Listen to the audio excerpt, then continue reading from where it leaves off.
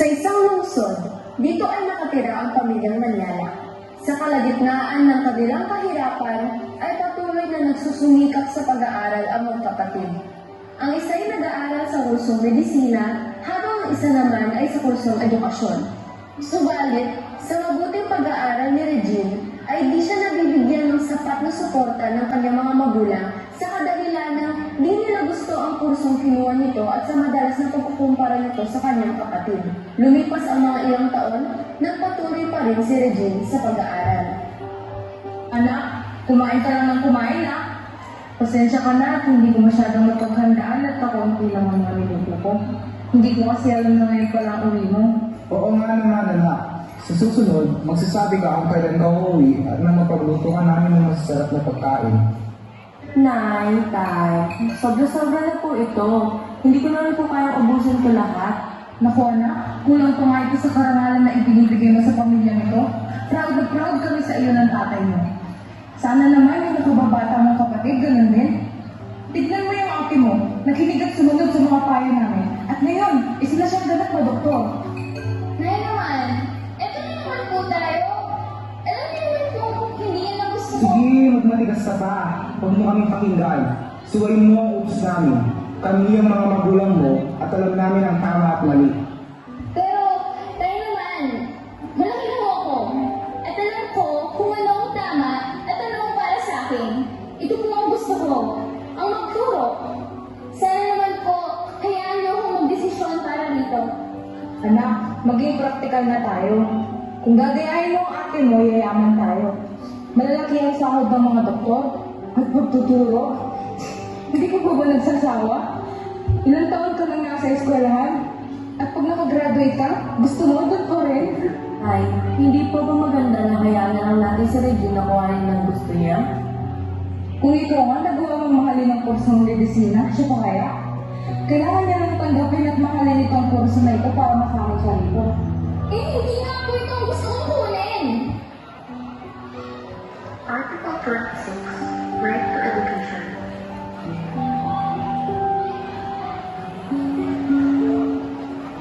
Sa kabilang banda, ay di pa rin tumigil sa pag-aaral si Regine kahit mahirap siya sa kanyang musulubong na tinitirahan.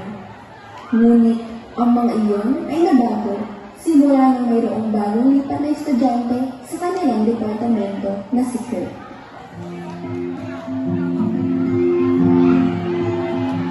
Hello, miss. Can I sit next to you? Gabriel Kurt nga pala. Oo naman.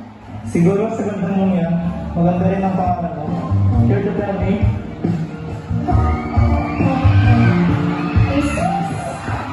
Dahil ba mga babae na sabihan mo yan, ha? By the way, I need you.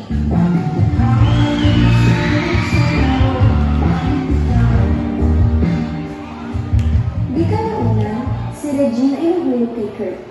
Umpisa ang pakikipagkaibigan nito hanggang sa nakuha na nito manligaw sa kanya. Sila'y nagtagal sa kanilang relasyon at naging inspirasyon din ito para kay Regine sa kanyang pag-aaral. Lumipas ang ilang buwan, ay nahirapan si Regine at naging komplikado rin ang kanyang pag-aaral dahil tutol pa rin ang kanyang mga magulang dito. Nay! Tay! Nahuli na po ako! Oh, nandito na pa rin pabigat mo anak eh. Tay, huwag naman po kayo ganyan kay Regine. Tama na yan. Halina't kumain na kayo. Nay! Tay! Gusto ko po sana kayong makausap. May prayer po kasi kami at manghihingi po sana ako ng pera pambili ng mga gagamitin. Manghihingi ka na naman. Kailangan lang po talaga. At sinusubukan ko naman pong pagkasyahin ng allowance na binibigay ni ate sa akin. Bakit hindi ka na lang kasi makinig sa amin? Mag-doktor ka. Tay! Hindi ko nga po gusto.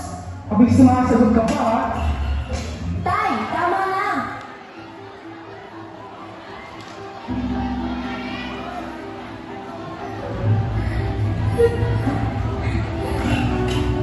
May nangyari na naman ba sa yung bahay niyo? Na paano yung test niyo kung bakit nawawala? Ayoko na. Pagod na ako. Gusto ko na umalis. Ako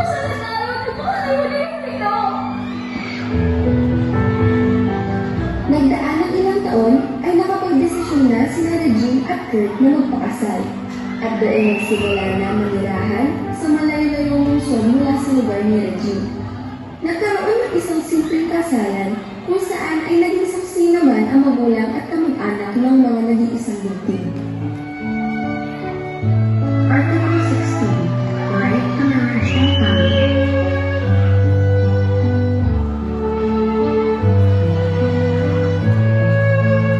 Do you ever court De Leon accept Regine Maniala to be your wife? I do. Do you, Regine Maniala, accept Avery Court De Leon as your husband? I do. By virtue of the power vested in me by the Marriage Act, do you hereby pronounce you, Avery Court and Regine, to be married? You may kiss the bride.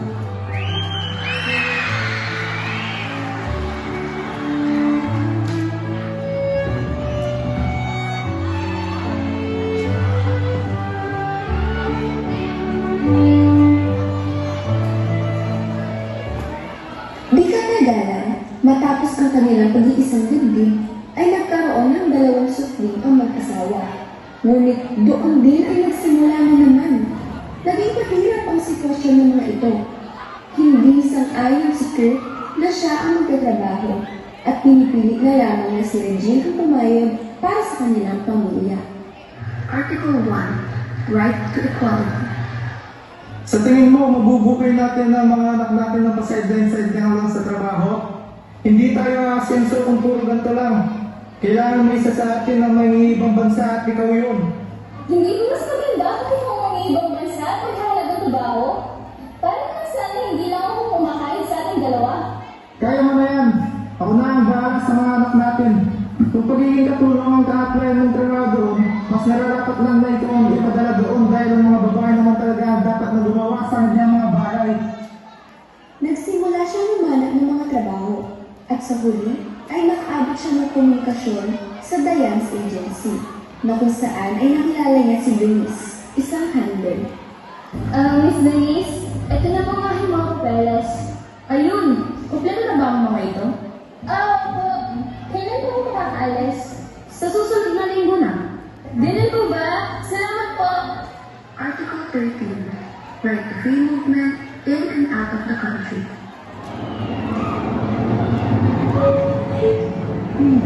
Now attention please. Please do not smoke in the terminal building. Smoking is only permitted in specified smoking areas. Thank you. Dito ay naging oportunidad para kay Regine na makapag-abroad sa Saudi upang maging domestic worker. Si Regine ay napunta sa isang marangyang pamilya na dobre-dobre ang kanilang mga katulong at driver. Doon ay nakilala niya rin ang kanyang mga magiging kasama na kapwa-kabayan na sina Jonabel at Jean. Hindi nalalaman ni Regine kung ano ang pagsubok na nakaabang sa kanya.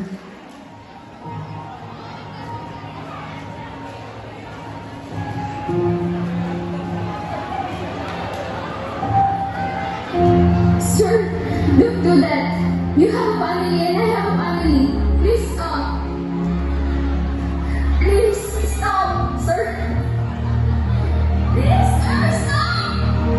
What is the meaning of this? You are flirting with my husband. Do you think I'm an idiot? No, please stop. Sa bawat oras na makuha ng amo ng babae, na nilalapitan ito ng amo ng lalaki ay walang ayaw pinaparusahan si Regine sa mga brutal na paraan. Nagtago ng maraming sugat at sakit si Regine. Ngunit sa isang tawag yan ng kanyang mga anak ay napapalitan ang mga luha nito sa isang abot kay ng ngiti. Article 5. Freedom from torture and degrading treatment. Hindi pa alam ni Regine na hirap din pala ang kanyang mga anak sa Pilipinas dahil sa pambababae at pagbibisyo ng kanilang ama simula nang umalis si Regine. Sila ay madalas din nasasaktan ng kabit ng kanilang ama. Ako pa rin talaga ang hinahanap-hanap mo, ano? Siyempre, tuwa-tuwa mo yung gusto eh. Di katagalan ay bumisita si Jeline sa kanyang mga pamangkin dahil nalaman niya na ang kanyang kapatid ay hindi maayos ang kalagayan sa ibang bansa. Ngunit di niya inaasahan ang kanyang makikita. Nadatnan niya na ang asawa ng kanyang kapatid ay may kasamang ibang babae. Walang iya ka? Ganito pa yung ginagawa mo habang nagpapakahirap sa abroad ang asawa mo? Tinupok muna ni Jenny ng mga bata. Pinaalam na ito sa kanyang kapatid habang nagsasagawa ng aksyon upang makailang si Regine sa Pilipinas.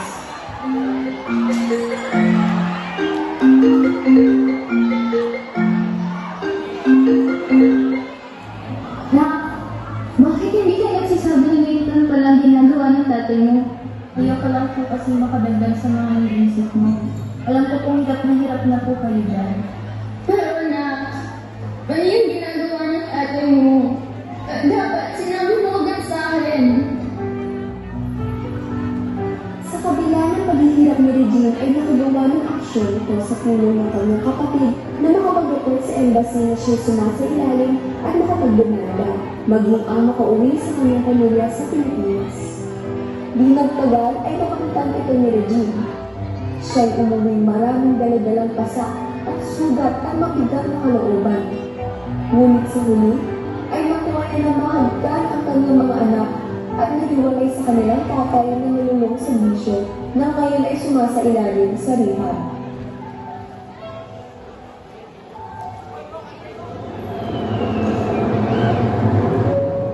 Masaya po ako na inuuna ko kayo. Hindi ko alam kung gaano ko nang pinag-aral dito. Ate, sa dami na nangyari, tinulungan mo ako hindi iniwan. Hindi pa yata ako makakapagpasalamat sa iyo. Maraming salamat sa lahat. Sa pagkukop sa mga anak ko habang wala ako. At na palagi kang nandyan kapag kailangan ko ng tulong. Naman, kapatid kita eh. Sino-sino pa ba ang magtutulungan at magdadamayan kung di tayo lang din dalawa?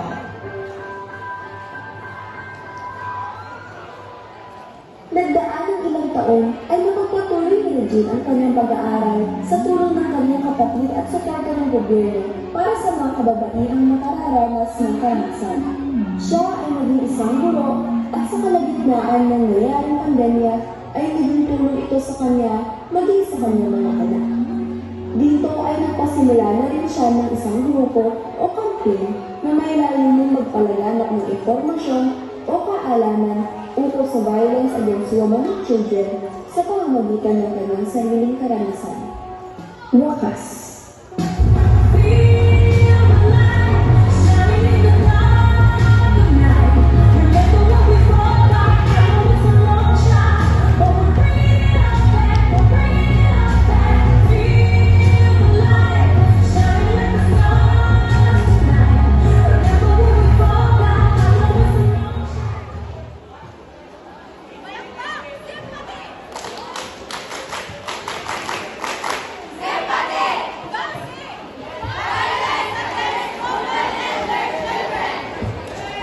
Okay, there you have it. Our last performer.